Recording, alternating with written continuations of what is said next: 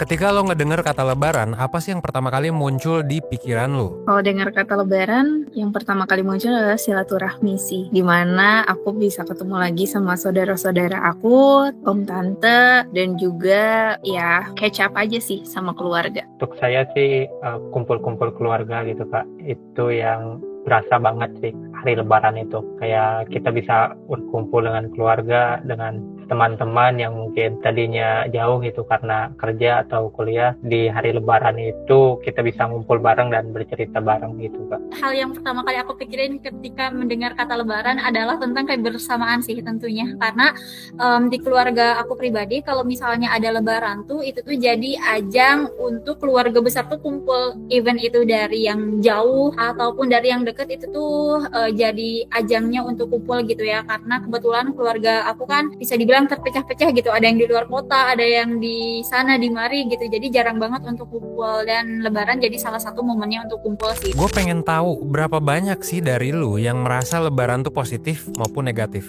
Karena gue yakin banyak banget dari kita-kita, apalagi anak muda yang Gen Z, yang mikir lebaran itu ya negatif. Momen toksik ya, paling ini sih menceritakan tentang pengalamannya dan juga tentang pencapaiannya aja gitu Kak. Terkadang kita itu merasa minder kayak gitu sih. Ini ada satu momen yang menurutku toksik banget dan kadang bikin aku jadi males buat kumpul bersama keluarga besar, itu adalah ketika ada saudara jauh ataupun saudara yang cukup nggak terlalu dekat ke akrabannya yang tiba-tiba nanya kayak, kamu sekarang kelas berapa atau kamu sekarang semester berapa, nanti kedepannya karir kamu mau kayak gimana dan lain-lain. Atau sesimpel kayak, kamu sekarang udah punya pacar atau belum? Terus ketika aku jawab dengan belum atau hal lainnya, itu malah kayak disudutin, kok belum sih dan lain-lain, atau nyari dan lain-lain. Nah itu tuh menurut aku sebuah hal yang toksik ya, dan agak mengganggu juga sih untuk. Jadi catch up sama keluarga ini bukan berarti kayak apa ya, kayak yaudah kita saling bertukar kabar atau apa, tapi ini tuh jadi momen juga buat mereka, jadi sekaligus momen buat membandingkan dan juga flexing sih menurut aku. Misal kayak, oh sekarang anak tante udah di A, B, C, D, E, F, G gitu. Terus habis gitu kamu gimana? Terus habis itu ditanya-tanya lah soal privacy, kayak kapan nikah, terus kapan naik ke jabatan, atau misalnya kakak aku yang udah nikah dan udah punya anak, kapan anak keduanya. Jadi kayak itu sih momen toksiknya ya. Atau ekstrimnya, udah kagak mau lagi tuh mudik karena udah kebanyakan negatifnya dibandingkan positifnya. Jujur, gue pernah begitu. Sampai bertahun-tahun, gue kagak pernah mudik karena mager cuy. Cuman, kalau sekarang gue mudik lagi karena gue udah tahu solusinya tuh apa. Makanya di video kali ini gue bakal bahas 3 kebiasaan toksik orang Indonesia pas lebaran, dan sebenarnya apa yang bisa kita lakuin. Welcome to Kelas Kehidupan by 1%.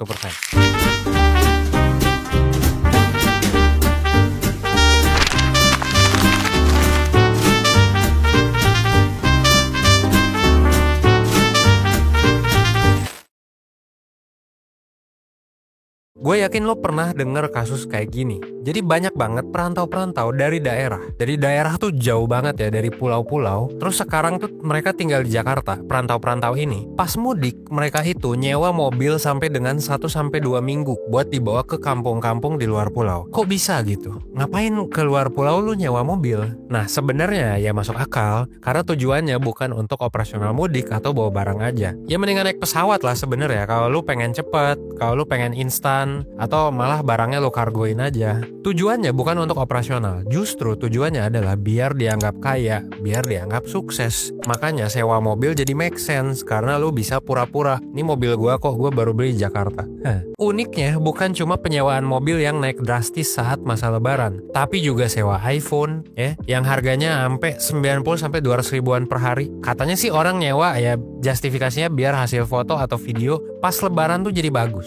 Tapi apa iya? Well, kalau video mungkin iyalah ya, karena gue juga ngerekam di Evans Travel Guide ya pakai iPhone 13. Tapi sekarang kalau masalah foto, video, brand-brand Android juga banyak kok yang nggak kalah bagus, yang harganya 2 juta, 4 jutaan gitu. Malah lebih bagus dari iPhone. Lagi-lagi ya tujuannya kita udah tahu lah ya, buat apa? Buat flexing, karena iPhone itu adalah barang mewah, barang mahal, ya kan? Tapi jujur gue masih respect sih ke orang yang sewa, karena mereka mikir, oh gue nggak bakal pakai ini ketika balik ke Jakarta. Jadi itu masih lebih mending. Karena jujur banyak banget Gen Z dan milenial yang baru kerja di Jakarta, pas pulang kampung sengaja tiba-tiba pakai tas mahal, tas branded, iPhone, ya kan? Bahkan sampai beli mobil cuy. Apalagi kalau lu adalah orang kampung gitu, yang merantau ke Jakarta. No offense, bukan berarti gue merendahkan orang kampung. Tapi gini, kalau menurut salah satu sosiolog di UI, ketika lu merantau nih dari kampung gitu ya, secara langsung maupun tidak langsung akan tumbuh harapan di circle orang-orang kampung di sana bahwa lo itu ya orang sukses karena lo udah merantau jauh gitu. Malah gak usah jauh ke pulau-pulau yang di luar Pulau Jawa ya. Gua sendiri punya temen yang tinggal di puncak ya, di puncak terus ya dia merantau ke Jakarta. Itu juga sama aja mindsetnya kayak gitu. Memang ini adalah efek urbanisasi. Jadi ya lu bisa lihat ya kutipan ini, ketika kita melakukan proses urbanisasi maka akan muncul harapan lu adalah sosok yang sukses. Kalau kita nggak bisa memenuhi harapan itu, ya apa yang terjadi? Ya kita jadinya nyewa atau kita jadinya maksa. Makanya ini banyak juga orang yang pinjol segala rupa. Karena sebenarnya tuntutan sosial memang harus kayak gitu. Dan juga ya ini kan perkataan orang-orang nih ya, karena orang kan bakal bilang kalau kamu merantau masih gini-gini aja, ngapain kamu merantau gitu. Terus ada juga yang bilang karena dia akan merasa malu gitu jika pulang ke kampung dalam keadaan belum sukses ya. Jadi memang pura-pura kaya itu tuntutan sebenarnya. Dan kalau kita lihat di negara lain, ini dari salah satu guru besar antropologi di UGM ya. Di Afrika begitu, di Amerika Selatan juga begitu. Dan jadinya ini adalah fenomena yang sebenarnya terjadi di semua negara yang mirip kayak Indonesia. Alias di negara-negara yang kesenjangan ekonominya tuh lumayan tinggi. Ya kita tahu lah, Gini ratio orang Indonesia dan kita tahu gaji rata-rata orang Indonesia kan nggak besar. Tapi sebenarnya worth it nggak sih misal kita sampai maksa beli mobil buat mudik gitu ya? Berapa sih memang gaji minimum buat beli mobil? Nah ini kalau buat lo yang lagi mikir mau beli mobil atau lo lagi ngerasa kayak aduh gua ke pressure nih karena mudik. Nah kebetulan kita lagi bikin program gratis, lagi-lagi gratis ya bareng Blue Academy. Topiknya adalah ngomongin soal mudik, prioritas finansial dan juga beli mobil baru. Ini kalau lo yang tertarik silahkan daftar di link ya. Ini linknya udah gue taruh di deskripsi. Kita lanjut ke kebiasaan toksik 2 ya. Kebiasaan toksik 2 adalah flexing anak ya. Ngumpul sama saudara-saudara sebenarnya seringkali santuy sih ya menurut gue. Banyak banget saudara yang santuy gitu. Kalaupun ada pertanyaan sensitif atau kayak ada cerita yang sensitif ya seringkali ya buat basa-basi aja karena emang kayak update kehidupan aja gitu. Tapi nggak jarang ya ada aja nih 1, 2 atau 3 spesies om-om dan tante-tante yang flexing anak gitu loh. Yang memang tujuannya cerita tuh buat flexing, kelihatan banget. Pertama, oh anak tante udah S2 di luar negeri. Oh yang kedua, oh anak tante gajinya 2 digit, bisa beli rumah sendiri. Yang ketiga, anak om udah nikah nih dan udah punya anak, baru punya anak. Nah statement kayak gini ya, ini sebenarnya kan kagak penting kalau nggak ditanya gitu loh, ya kan? Bodoh amat anjir gitu kan, apalagi ini tuh kan bakal jadi tekanan ya buat kita-kita yang diceritain. Apalagi kalau kita memang pengen kayak gitu. Kalau kita pengen S2, kalau kita pengen punya mobil, kalau kita pengen punya anak gitu loh. Lebaran yang jadinya harusnya tuh jadi ajang silaturahmi akhirnya malah jadi ajang flexing, membanding-bandingkan harta ya kan, nunjukin tas mahal dan lain sebagainya di kebiasaan pertama, dan juga flexing anak ini di ya kebiasaan toksik yang kedua. Udah gitu dibandinginnya dengan cara yang gak sensitif pula atau sambil nyindir. Nah menurut gua yang bikin makin bete adalah kalau saudara tuh udah pamer tapi sebenarnya ini saudara kita ini secara objektif ya ngomongin berbagai aspek kehidupannya sebenarnya kagak ada yang lebih baik dari kita. Misalnya ada saudara pamer punya anak, kayak iya nih baru punya anak, kamu kapan? Padahal duit ngurus anak lu tuh masih minjem ke gua gitu kan. Bisa gitu. Itu ironisnya banyak sekali. Terus lu ngapain pamer cuy kalau lu masih minjem duit ke orang yang lebih muda dari lu dan memilih menunda punya anak gitu. Jadi niatnya flexing tapi nyatanya malah lu nyusahin orang, nyusahin gua juga. Itu yang menyebalkan.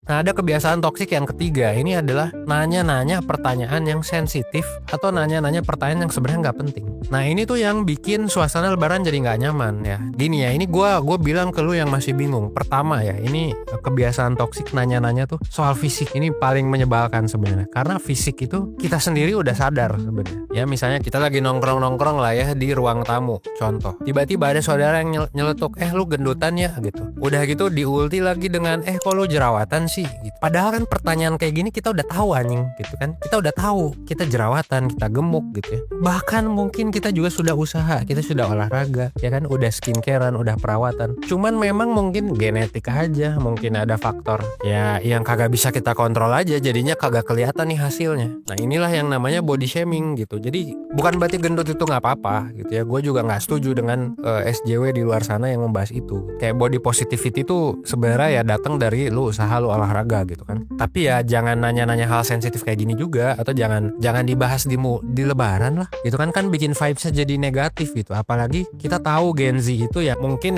lebih sensitif gitu kan. Mungkin udah banyak dikatain juga secara online gitu kan. Belum lagi yang kedua nih ya, nanya soal nikah atau nanya punya anak. Pertanyaan ini sebenarnya menurut gua cenderung lebih netral daripada yang fisik. Karena yang fisik tuh menurut gua nggak sopan. Kalau yang ini ya mungkin masih mending lah ya. Tapi bakal bikin sakit hati banget kalau misalnya orangnya ya pertama baru putus, baru diselingkuhin, atau misalnya kagak punya duit gitu ya. Tapi sebenarnya pengen nikah, jadi ke pressure gitu loh. Apalagi nanya kapan punya anak. Ini menurut gue paling nyebelin karena gue udah nikah, gue belum punya anak. Gue pribadi sebenarnya paling bete ditanya hal ini karena lu tahu nggak sih misalnya gue itu berusaha untuk punya anak apa enggak? Atau lu tahu nggak sih gue misalnya baru divonis mandul gitu? Ya ini hypothetical situation aja. Siapa tahu kan gue sebenarnya udah berusaha. Gue udah misalnya let's say gue udah ke Pineng, ke mana, ke Singapura untuk bayi tabung gitu. Terus misalnya gue divonis mandul, atau kayak istri gue ternyata nggak bisa melahirkan karena physical issues or something. Itu kan bikin sakit hati cuy. Jadi saran gue buat lo yang belum ngerti kenapa pertanyaan-pertanyaan kayak gini tuh bikin orang sensitif, sakit hati, itu gue jelasin. Karena siapa tahu ini orangnya tuh udah berusaha,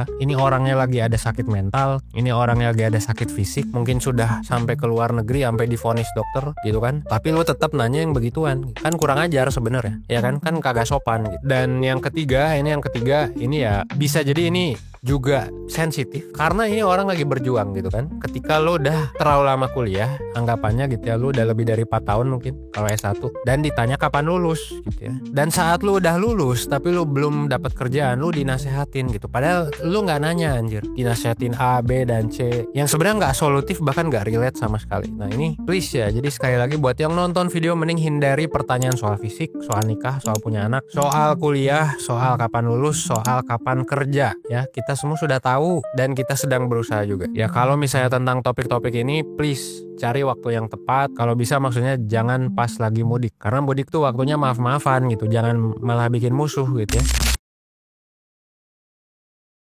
Nah, gue ada beberapa tips sebenarnya yang bisa dilakuin buat kita yang sebel tadi, buat kita yang udah malas mudik. Yang pertama tipsnya adalah hindari ngobrol, hindari nongkrong lebih dari 1 menit dengan orang yang menyebalkan saat mudik. Solusinya sederhana banget. Kalau misalnya ada orang yang udah tiap tahun nyebelin nih, kan kita udah tahu lah ya orang-orangnya. Kagak usah diajak ngobrol lama, udah. Lu salam gitu ya, lu salam, gimana kabarnya? Gini. Sorry ya, gue kamar mandi dulu gitu. Jadi kayak gitu. Lu bisa kamar mandi, lu bisa pura-pura bantu-bantu masak dan lain sebagainya. Kalau waktu sholat lu bisa sholat gitu kan. Jadi cukup salaman, basa-basi 1 menit, cabut lagi aja. Karena yang ngobrol sama orang yang nyebelin, pertama bakal bikin bete gitu ya. Kedua memperbesar dosa lu juga, karena lu jadi sebel sama nih orang. Padahal dia mungkin niatnya basa-basi, mungkin dia goblok aja gitu kan. Jadi kayak cabut aja. Lu masih punya banyak pilihan aktivitas daripada lu harus ngobrol sama orang yang nyebelin gitu. Yang kedua ya, belajar bikin plesetan atau pengalihan isu saat ngobrol. Jadi kalau memang lu terpaksa ngobrol lebih dari 1 menit sama orang yang seperti ini, mending lu bikin template aja kayak dari sekarang maksud gue ya. Kayak misalnya adalah kapan nikah? Ya doain aja ya. Kue ini apaan ya? Kok enak gitu. Baju lu baru tuh gitu. Jadi kayak lu langsung pertama lu bikin template gitu, X gitu ya. Ya doain aja gitu ya. Ini X tambah Y gitu. Y itu adalah pengalihan isu gitu ya. Lu bisa puji dia gitu kan. Kayak ini bajunya lu bagus banget, beli di mana? Ini kue apaan enak banget gitu. Lu beli di mana gitu kan. Jadi kayak yang kayak gitu-gitu itu sebenarnya ya bisa disesuaikan ya, X dan Y-nya tuh apa. Tapi kalau gue ya itu ya. Yang ketiga, nah ini juga ini penting, ini secara mindset. Lu belajar menerima diri sendiri dan pilihan hidup lu. Tiap orang tuh kan udah usaha, udah punya pilihan, udah punya hasil sendiri. Kalau kita masih gagal, ya mungkin memang belum kelihatan aja hasilnya gitu ya. Gue sendiri juga sama. Dulu tuh pas sebelum tahun 2020 gitu ya, gue kan baru bikin 1%.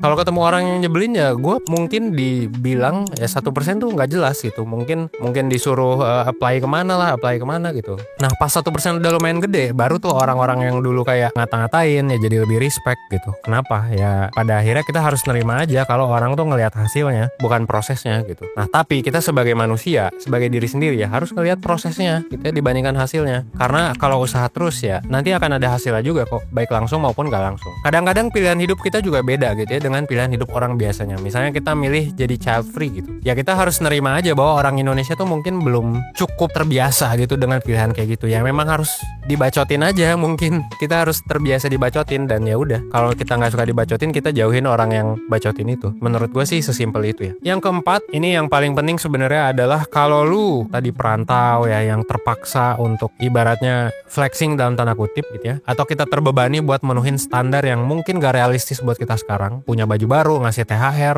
sewa mobil segala rupa gitu kan. Jadi kayak apalagi kita juga udah tahu aktivitas di Pegadaian dan pinjol tuh naik banget di momen lebaran. Buat gue sih ini nggak wajib ya gitu, apalagi kalau lu ada prioritas lain. Jadi buat finansial please lu pikirin yang mateng ya. Sekali lagi kita lagi ada program gratis di bulan Maret ini yang ngomongin soal mudik, judulnya tuh Mudik Tanpa Beban, Bijak Menentukan Prioritas Finansial. Nah cocok banget kan. Terus perlu gak sih beli mobil baru gitu, perlu gak sih beli HP baru dan lain-lain, lu mendingan ikut kelas ini aja. Langsung daftar di blue.id/pendaftaran Blue Academy. Blue Academy itu adalah kolaborasi kita yang udah berbelasan kali kayaknya sama dari 1% dan Blue. Dan Blue Academy ini juga udah sempet dapat award, kalau nggak salah namanya tuh Financial Literacy Program of the Year. Jadi kayak ini dari Sustainable Marketing, inget gue. Jadi ini program memang bagus banget sih, udah dapat award. Kita juga udah jalanin ini terus dan setiap bulan udah pasti ada ribuan pendaftar. So cek deskripsi dan pin komen. Dan yang paling oke juga, apalagi kalau lu punya rekening Blue ya, lu bisa dapat reward dan cashback dengan lu nabung mau ikut programnya gitu ya. Jadi jangan sampai ketinggalan. Dan ini gratis ya, nggak ada kewajiban apapun. Lu tinggal taruh aja rekening Blue lu, nama lu di formulirnya, dan ya udah nanti lu bisa ikut. Terakhir dari gue sih ya, buat lo yang mudik please pikirin berbagai macam hal, jangan bikin keputusan short term yang negatif. Dan ya good luck menghadapi orang-orang menyebalkan saat mudik ya. Ya sekarang lu udah tahu tips dan triknya kayak gimana kan. Gue Evanes 1%, well, thanks.